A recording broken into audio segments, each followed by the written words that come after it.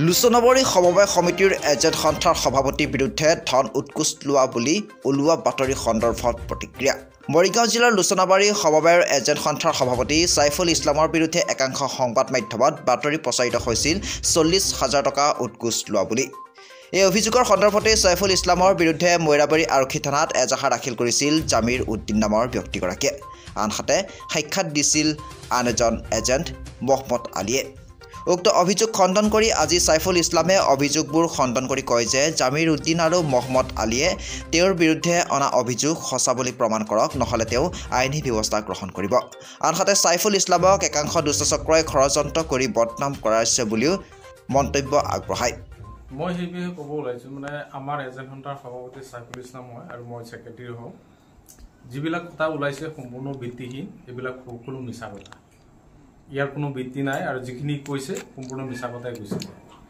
আমি তেনেকুৱা পোৱা নাই। সি যেতিয়া সভাপতি, মই ছেক্ৰেটাৰী পদত আছোঁ, সম্পাদকত আছোঁ, আজিলৈকে তেনেকুৱা কোনো পোৱা নাই। ভালদৰে চলাই আছে আৰু সকলোখিনি ভালেই চলি আছে। এই সন্দৰ্ভত ক'ব ওলাইছোঁ, মানে তাৰ লগত মানে আজি কিছুদিন ধৰি এটা ষড়যন্ত্ৰমূলক হেৰি হৈ আছে। যেনেকৈ মাহমুদৰ দোকানটো তাৰ লগত হেৰি হৈ আছে, এডজাষ্ট হৈছে। মালখিনি তাতেই দিছিলে।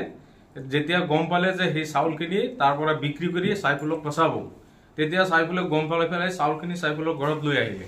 লৈ অহাৰ পিছত তেওঁ মানে তেনেকুৱা ষড়যন্ত্ৰ কৰি আছে যে সাইফুলক কেনেকৈ ফচাব পাৰি, আৰু সেইটো কৰি আছে। আৰু বেলেগ মানুহ মানে বেলেগ দোকানৰ আণ্ডাৰৰ এজন কনজুমাৰ সাইফুলৰ নামত কেছ কৰে। তেনেকুৱা ধৰণৰ বহুতখিনি হৈ আছে। তাৰপিছত ফিংগাৰ নোহোৱাকেই গভৰ্ণমেণ্টে এটা SOP দিছে আমাক যে ফিংগাৰ নহ'লে আপোনালোকে চাউল দিব নোৱাৰিব।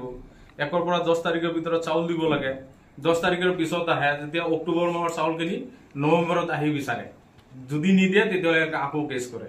এইবিলাক ভিত্তিহীন বস্তু লৈ পেলাই সিহঁতে লাগি আছে। কোনো পাৱাৰ নাই। সিও এজেণ্ট, আমিও এজেণ্ট, গতিকে আমি তেনেকুৱা হেৰি নাপাওঁ। আৰু এজন এজেণ্টে যে আন এজন এজেণ্টক, আমাৰ ওপৰৰ বিভাগীয় ইমান অফিচাৰ আছে, তাৰ ওপৰত গৈ যে কাম কৰিব নোৱাৰে, কাম কৰিব পাৰে, আজিলৈকে তেনেকুৱা এজেণ্ট মই পোৱা নাই। আৰু এইটো সম্পূৰ্ণ ভিত্তিহীন কথা। সাইফুলটো ইমান ডাঙৰ অফিচাৰ নহয় বা অফিচাৰৰ ওপৰতো যাব নোৱাৰে। এই মিছা কথা কৈ পেলাই এইবিলাক কৰি আছে। News desk report, Assam any news.